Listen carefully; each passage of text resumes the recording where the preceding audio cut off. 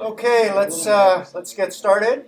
Just a reminder, if you haven't signed up yet for the CS Fair, you have an overwhelming advantage over your student colleagues in other classes. Who doesn't love ASL, Leap Motion?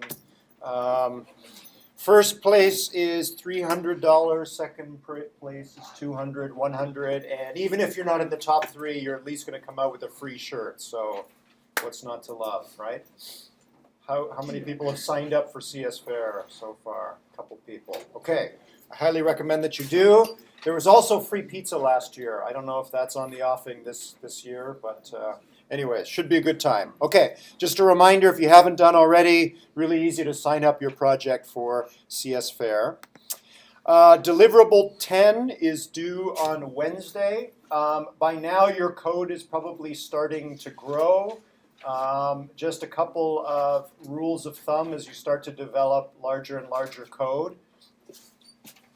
In Python, at least, this should become your best friend, which is comment, right? So when we talked about making your program stateful and adding states, it should be relatively easy for you, if your code is not working, to comment out the most recent states you've been adding, and you should be able to, with a few hashtags, roll things back to just the first state, and then uncomment the second state, make sure the first and second state are working, add back in the third, and so on. So as your code becomes more complex, you might want to refactor it or restructure it so that with one or two hashtags you can comment out the code that you just added and roll your system back to the point where you knew everything was working. Okay, just a little hint there for you. Any other questions about deliverable 10? Okay, we will talk on Wednesday about what you'll be doing post-deliverable 10 for the rest of the semester. Okay, so let's jump back to lecture then. So we're working our way through this theme of looking outward, where we're talking about interactive technology that is somehow out here in the world with us, not hidden behind the pane of glass of a laptop or a desktop, passively waiting for input from the user.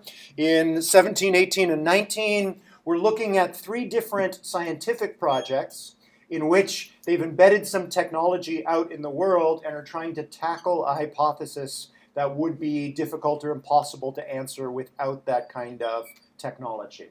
So in 17, we looked at a research group that studied the question of how people change their social behavior inside of a social group.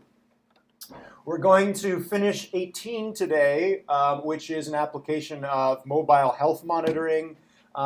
The biggest trick in mobile health monitoring is tagging or inferring the activity that the user is currently engaged in. And we're going to move on today to lecture 19, known as the Human Speechome Project, which again involves some deploying of embedded technology to answer the question of what causes a child to utter their first word for the first time. What is the combination of social and physical context or experiences that led them to utter their first word? There's lots of theories out there in developmental psychology, the study of children, but not a lot of data to support or disprove those hypotheses. With embedded technology, we can start to ground some of those hypotheses about the beginnings of speech.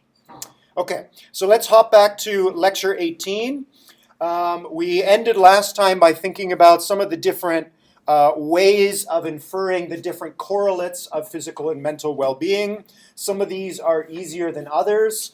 We spent a little bit of time talking about sleep, for example, with a combination of whether your cell phone is charged in and it's dark and it's quiet and it's the middle of the night and it doesn't detect any motion. Perhaps the user is asleep. Some of these are much more difficult, like diet.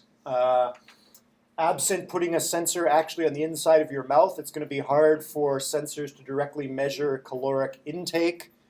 And somewhere in the middle is inferring physical activity, right? What is the user doing and how many calories are going out? How much exercise are they currently engaged in? Okay, so we looked at sleep, and I think we got here last time So just to remind you, in this particular project, there are two stages of machine learning. There's taking the raw data and trying to create a model that predicts how many hours of sleep you got last night, how many hours of exercise you got this past day.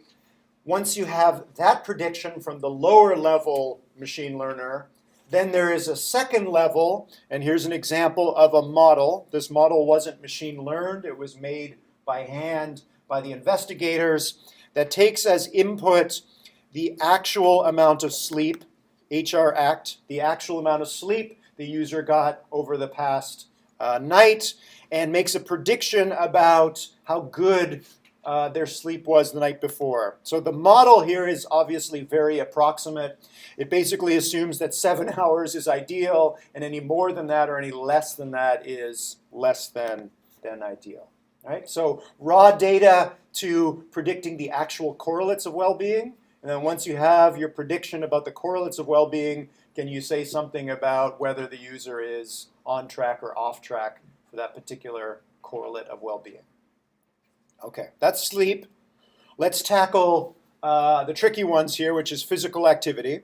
So assuming we're just going to use a cell phone, and we'll assume that the person is wearing the cell phone most of the time when they're exercising, which you may or may not do if you go to the gym. Let's assume that our users are wearing the cell phone.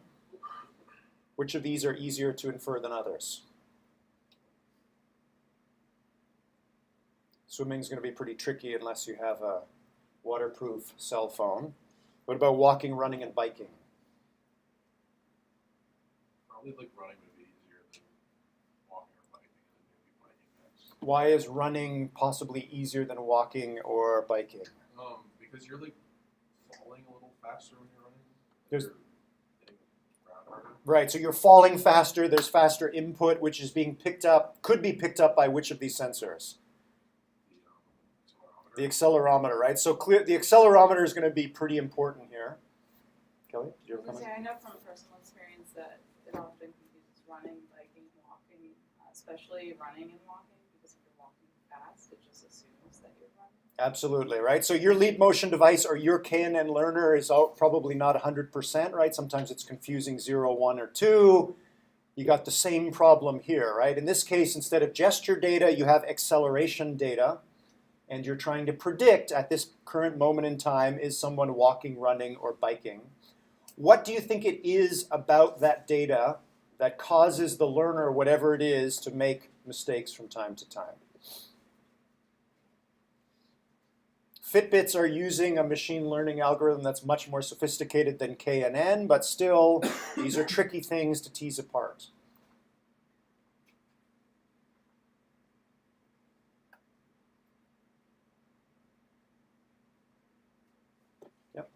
I know with a cell phone, they generally rely mostly on GPS. Okay. So it's just kind of hard to tell the difference when you're tracking GPS when it's such a small unit of measurement. That's it, right? So it's not just acceleration, it's GPS. How can GPS help here? What is GPS inferring?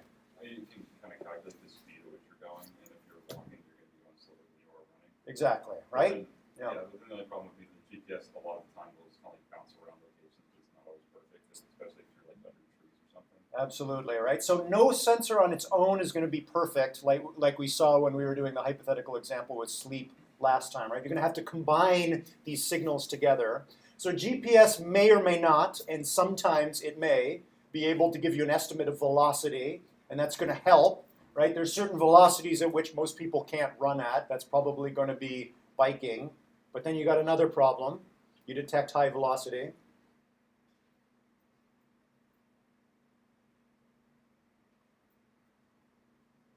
Maybe someone's in a vehicle, right? So velocity alone is not going to be important. How can you distinguish between a slow-moving vehicle and someone who's biking? Stop and start. Perhaps.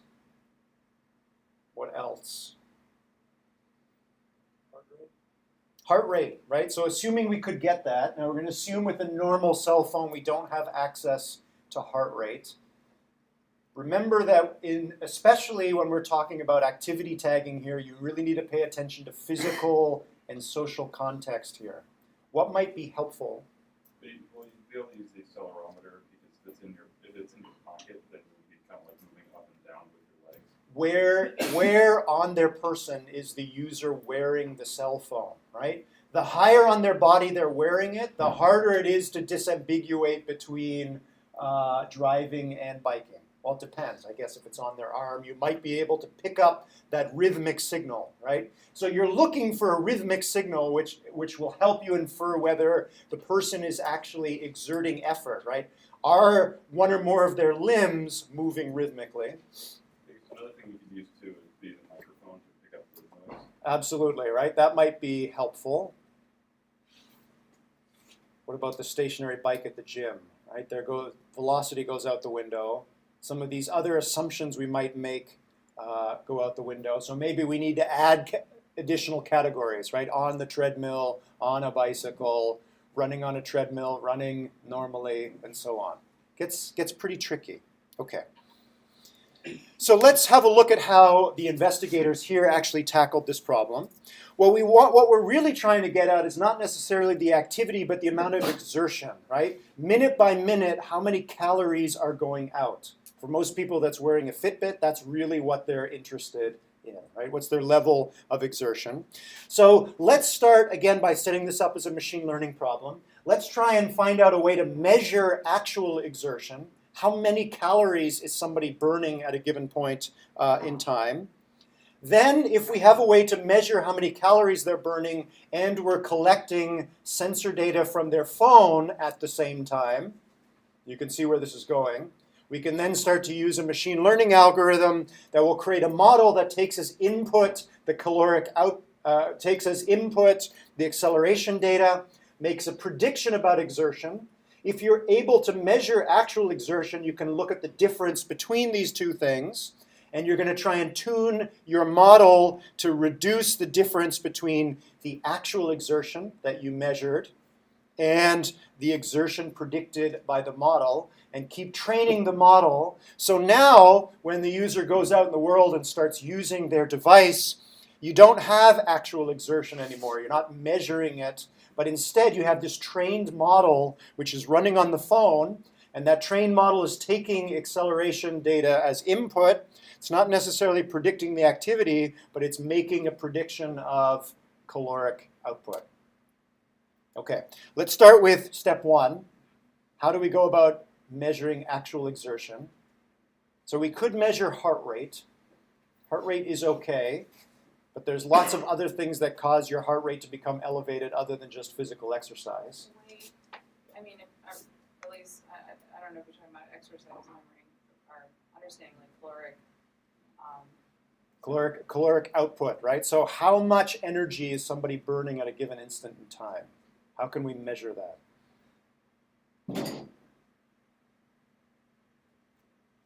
Okay, this is the standard way of doing this in exercise physiology, is to measure VO2 max, which is the change in oxygen volume over time.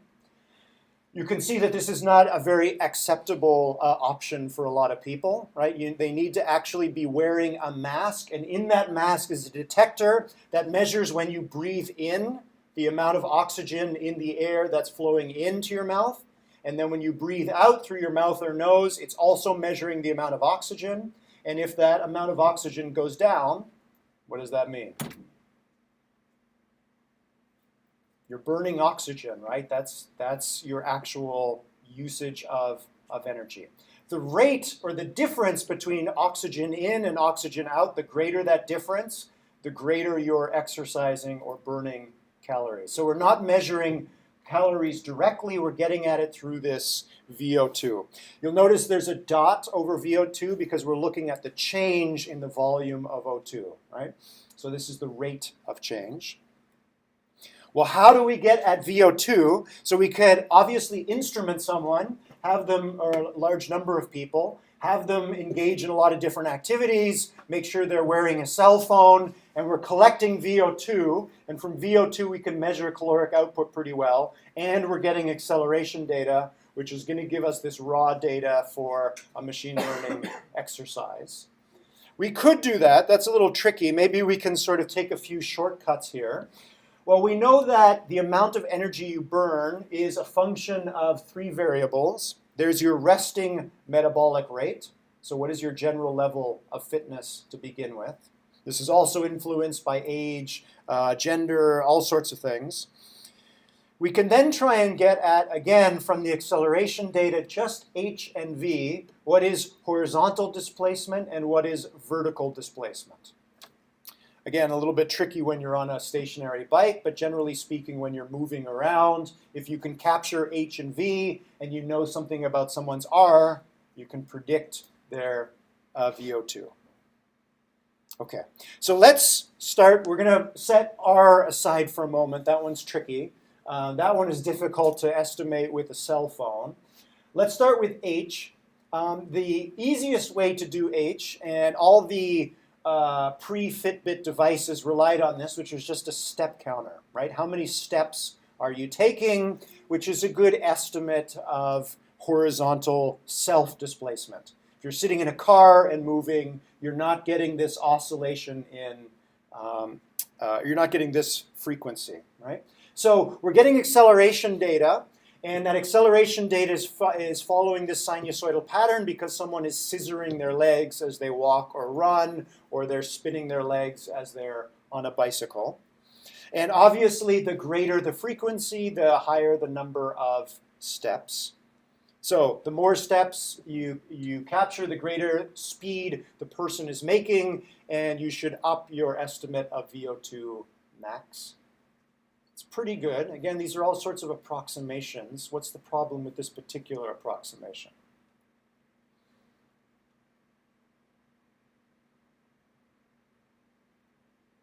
Even just for estimating h here. So I watch all of you leave the classroom, and I see one of you take 3 steps in 4 seconds, and I see somebody else take 3 steps in 4 seconds.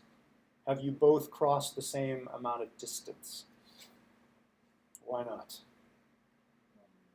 Longer legs, right? Not everybody walks with the same amplitude, right? If it's a 5-year-old and they have the exact same frequency as an adult, that's also very different, right? So again, these are all approximations, and we need to take into account the particular human being that we're dealing with to refine these estimates. That's h. What about v? So is someone walking over flat ground? Are they walking up a slope? Are they walking up steps? Are they walking down? How do you get at the v, or the vertical component of displacement over time?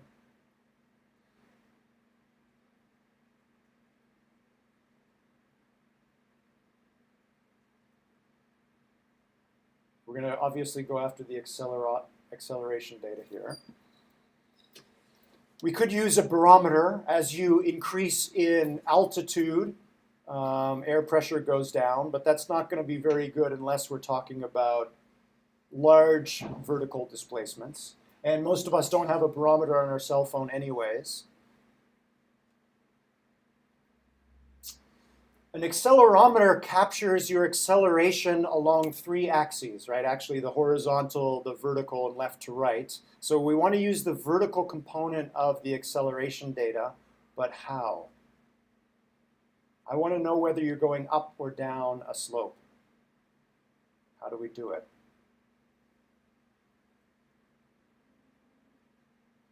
Yep.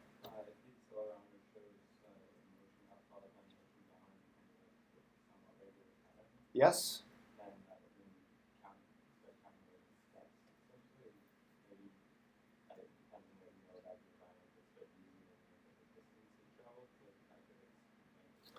Absolutely. So frequency is no longer going to be sufficient, right? We need to look at amplitude. How much did it go up compared to how much it came down before it started going up again? So we might be able, if we have a really good accelerometer, to look at that. Maybe, and then we start to integrate over time, right? We may not be able to estimate it well for a single step, but over 5 or 10 steps, we might be able to do a little bit better job. Maybe we bin the data and we say, okay, in the last 1/10 of a second or half a second, was, generally speaking, was the cell phone itself rising or falling? And then look for any asymmetry. So if the cell phone is spending more time rising than falling, then the user is probably walking up a slope or walking up steps.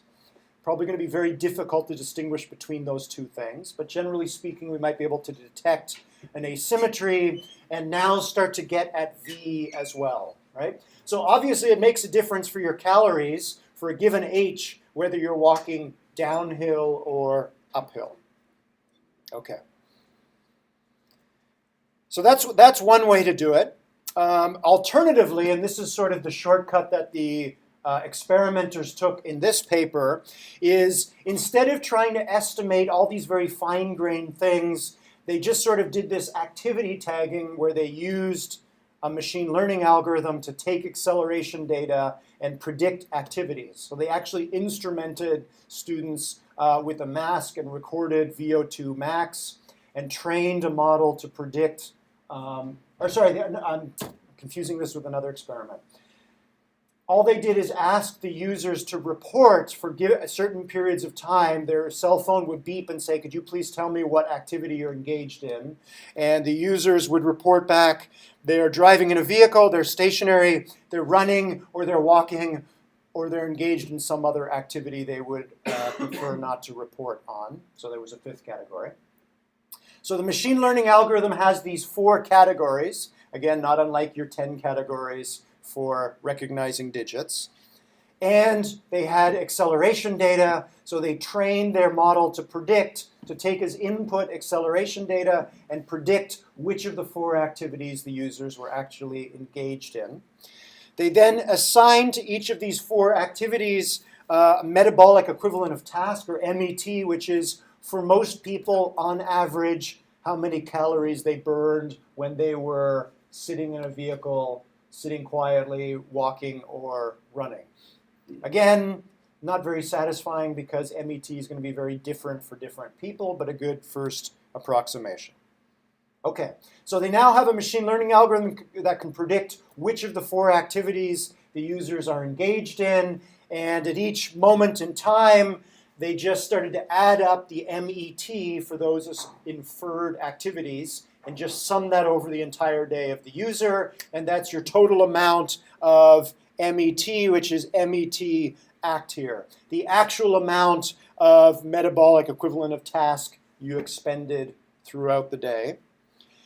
So that's, again, the first level of the machine learning algorithm, and then the second model they built on top of that is this relatively simple model here, which more or less says the more physical activity you get per day, or the more METs you collect during the day, the better. And they sort of normalized it a little bit by maximum and minimum recommended physical activity for a single day, or sorry, for a week. So they average this over a week.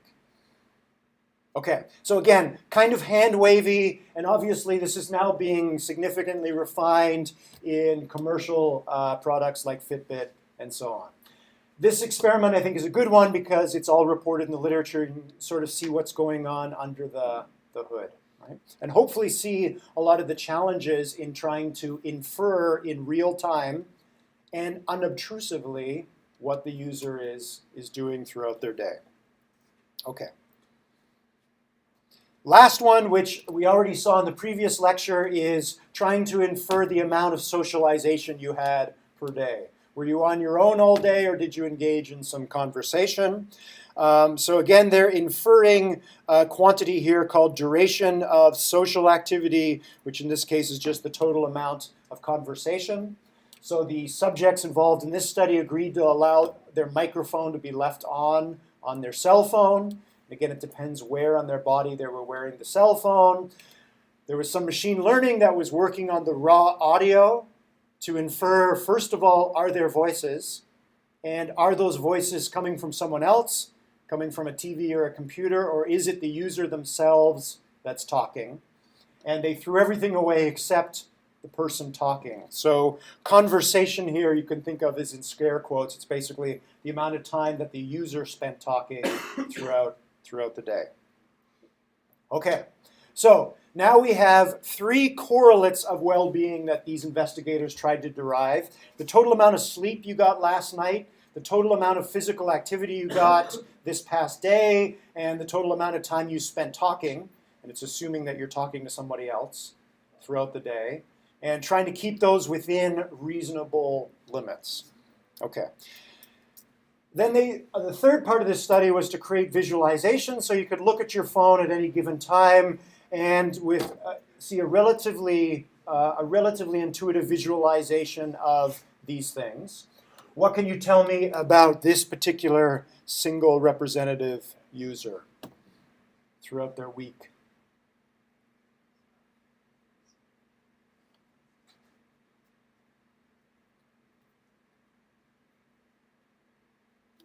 They were clearly more social on the weekend. They were clearly more social on the weekend. That's right. So Monday and Tuesday, not very social.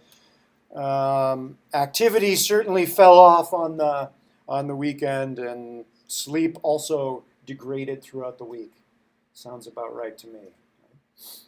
Okay. Again, very approximate, but there's the idea. And then for fun, they made this very state-of-the-art real-time visualization here, a screensaver for their phone. So the turtle was either asleep or awake, depending on how much sleep you'd been getting in the last few nights.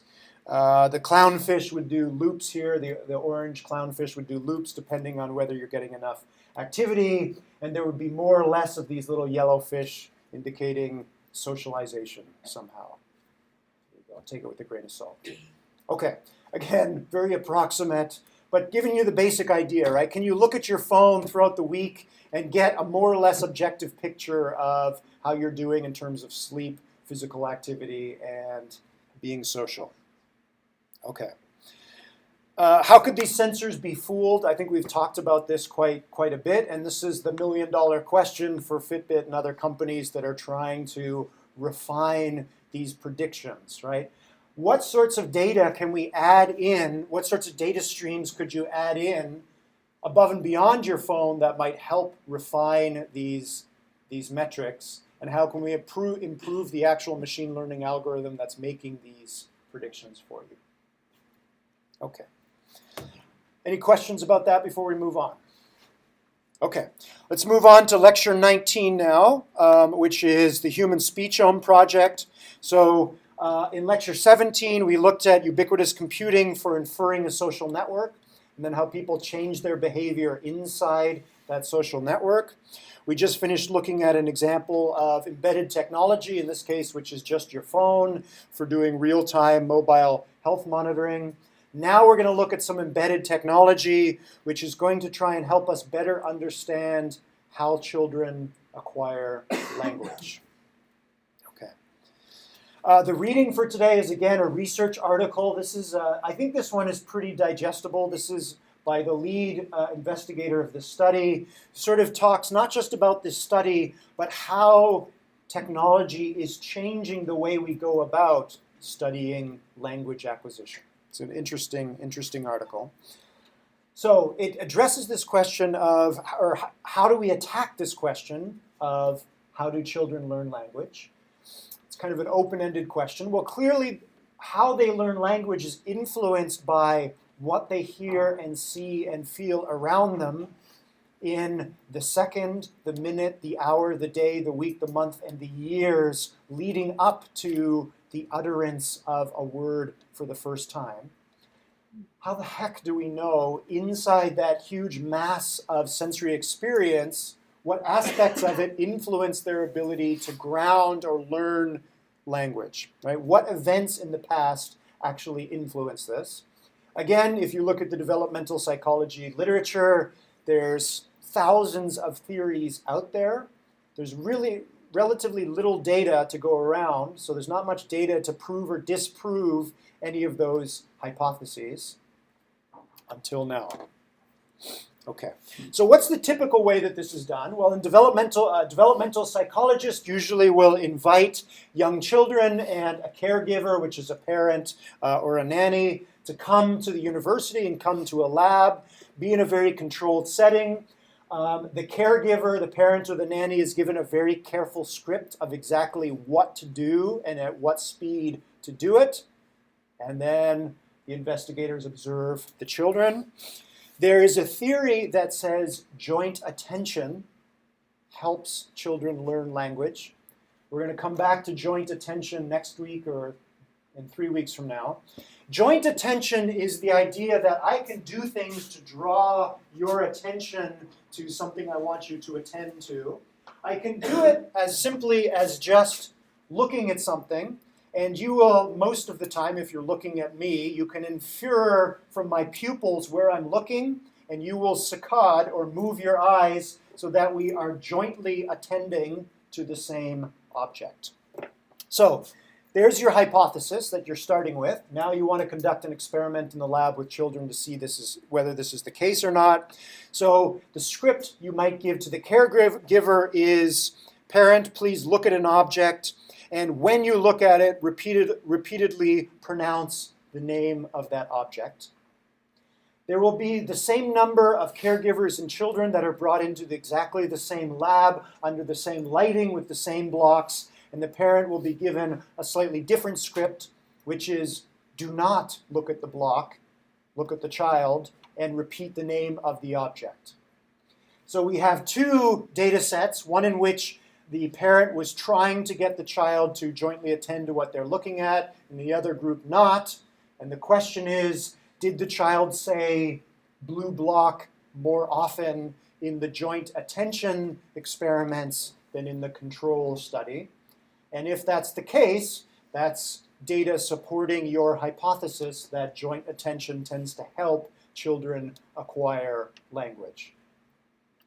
All well and good, of course, except maybe that's not the case. Maybe it's joint attention and something else, how hungry the child is that day. Or maybe on the way into campus, the parent was playing a name game in the car with the child, and they were looking at blue objects out the window. Maybe that influenced the child saying blue block. That's not in the data set. The investigators have no idea that the parent and child were playing that game in the car on the way in, right? There's this huge amount of other experiences outside the lab setting that clearly influence how children acquire language. So how could we ever get at that? So Deb Roy is the investigator at MIT who came up with this idea of actually observing a child continuously for the first 3 years of their life in the child's own environment. This is the first study of its kind. It's a longitudinal study, so studying the child for a long time, over three years. As you can imagine, it would be pretty difficult for Professor Roy to get permission to do this with someone else's child. So he gave him and his wife permission to do this with their own child. As you can imagine, this is an extremely controversial study. This is a human subject study. We're experimenting with humans. In order to do that, you need to fill out a lot of paperwork. And usually you need to get permission from an unbiased third party. So if you're doing this with a child, the child obviously can't read the fine print and agree whether or not to embark in the study. So if you're doing a study with children, it's usually the parent that signs the piece of paper. In this case, there is clearly a conflict of interest because the scientist is also the parent and is signing the permission slip. Controversial. Okay, we're going to talk about this study. If you have a moral objection to the study, you're welcome to leave the class at this point. No? We're all good? Okay. Okay, here we go. We will watch part of a TED Talk of Deb explaining this experiment in his own words.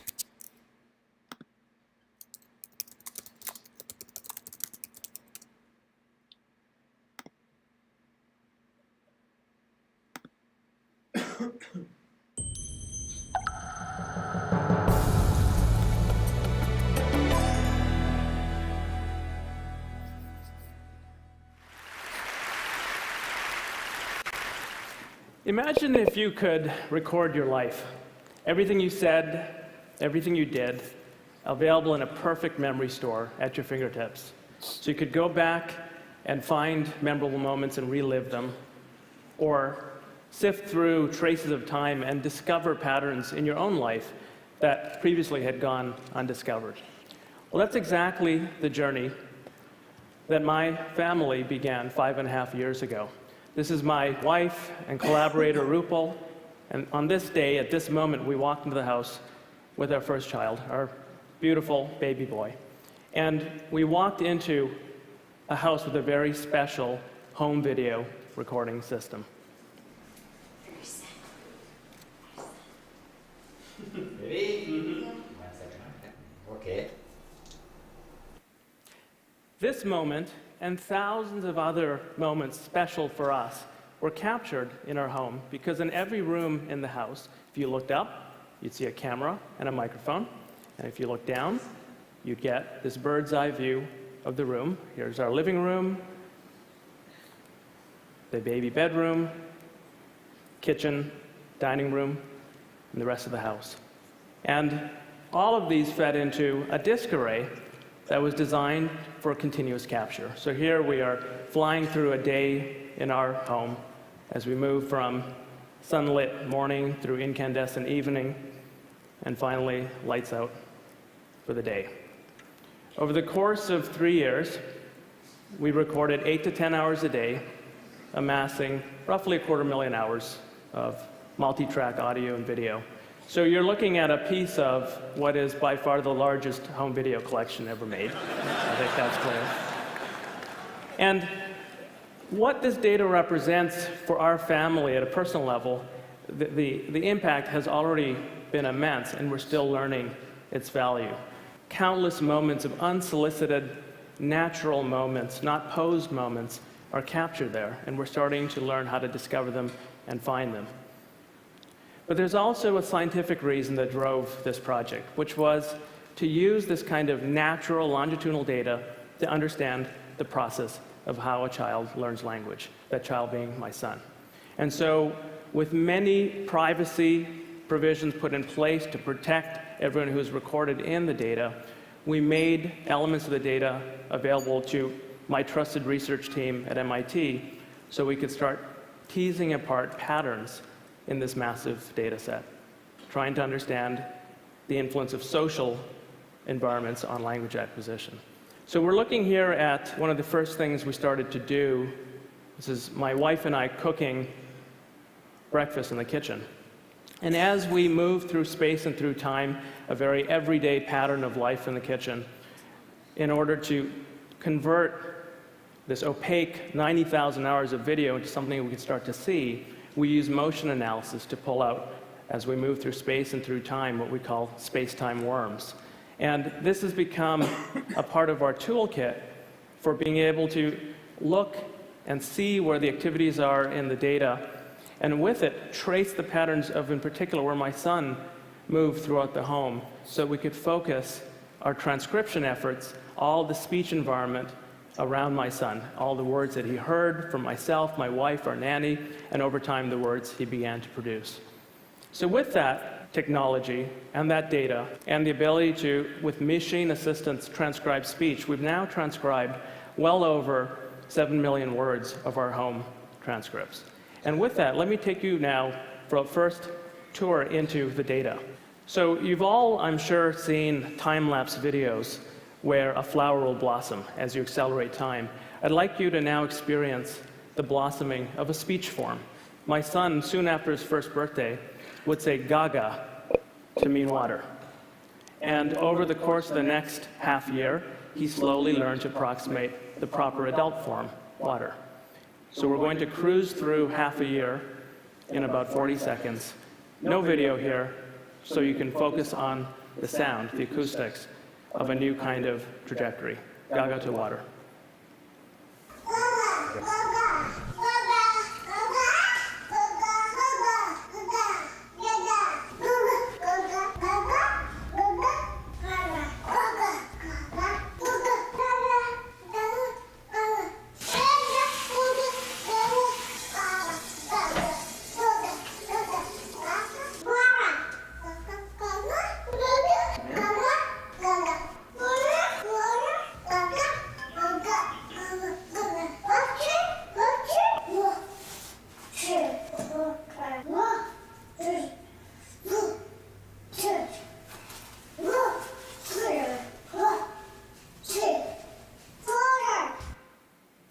sure nailed it, didn't he?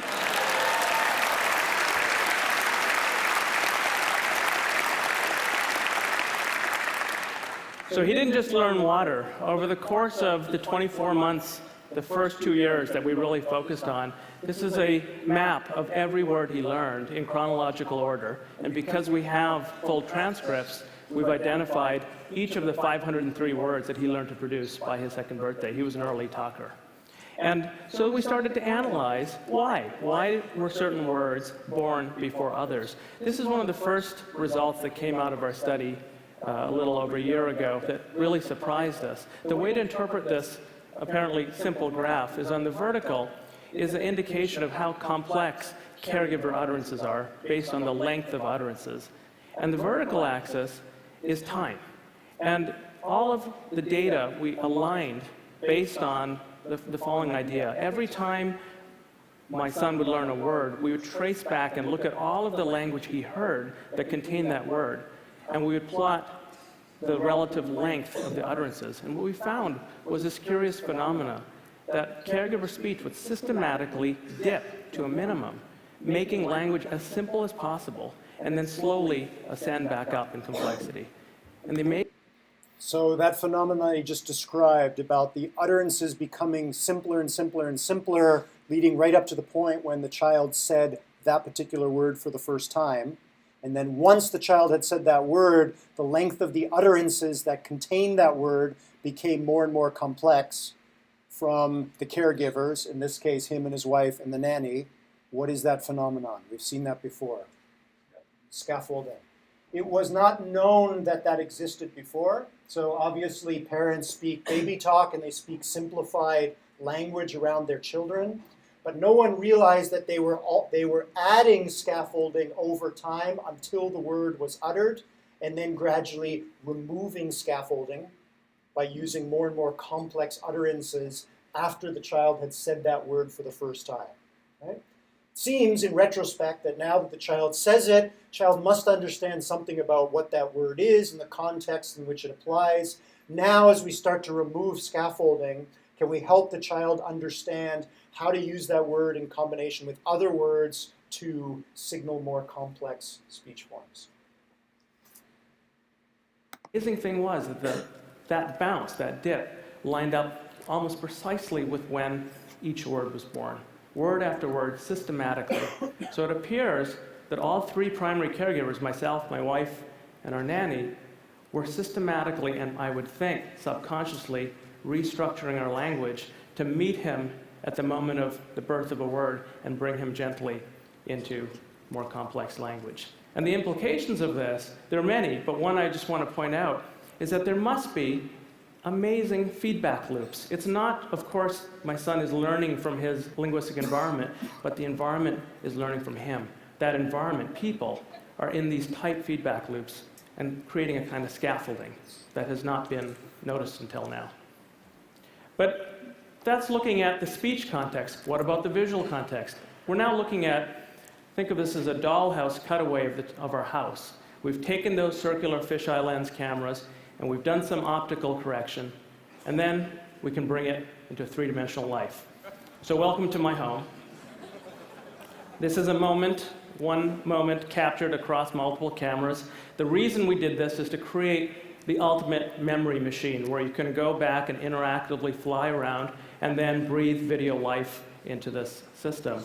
What I'm going to do is give you an accelerated view of 30 minutes, again, of just life in the living room. That's me and my son on the floor. And there's video analytics that are tracking our movements. My son is leaving red ink, I'm leaving green ink. We're now on the couch looking out through the window at cars passing by, and finally my son playing in a walking toy by himself. Now we freeze the action, 30 minutes. We turn time into the vertical axis, and we open up for a view of these interaction traces we've just left behind. And we see these amazing structures. These little knots of two colors of thread we call social hotspots.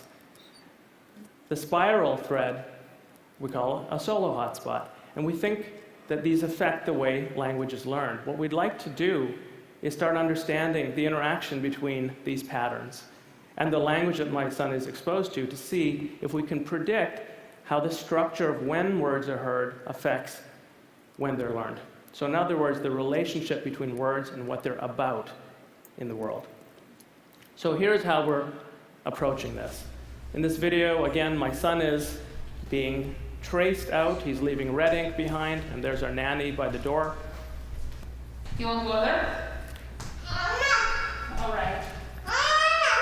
She offers water, and off go the two worms over to the kitchen to get water.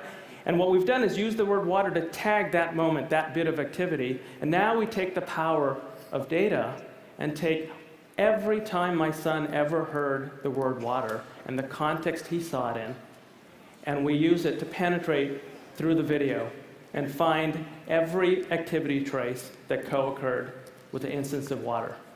And what this data leaves in its wake is a landscape.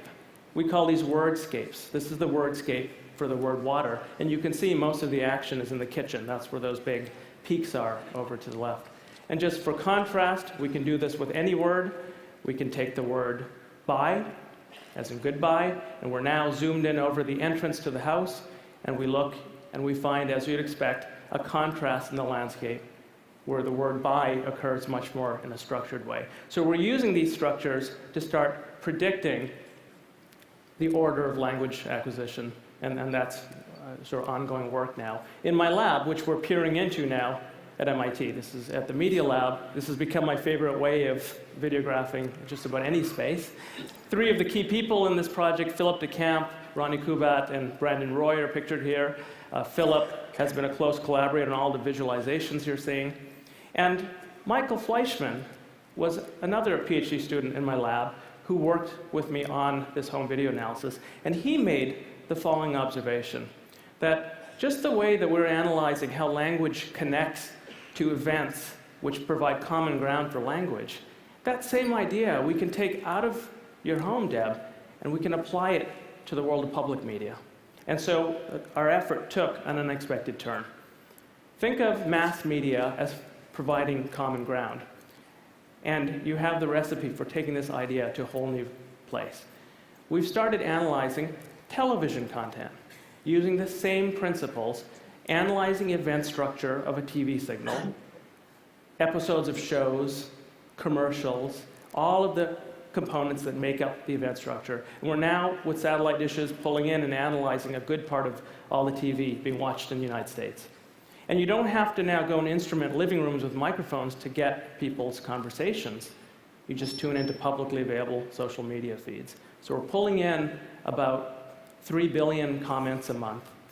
And then the magic happens. You have the event structure, the common ground that the words are about coming out of the television feeds.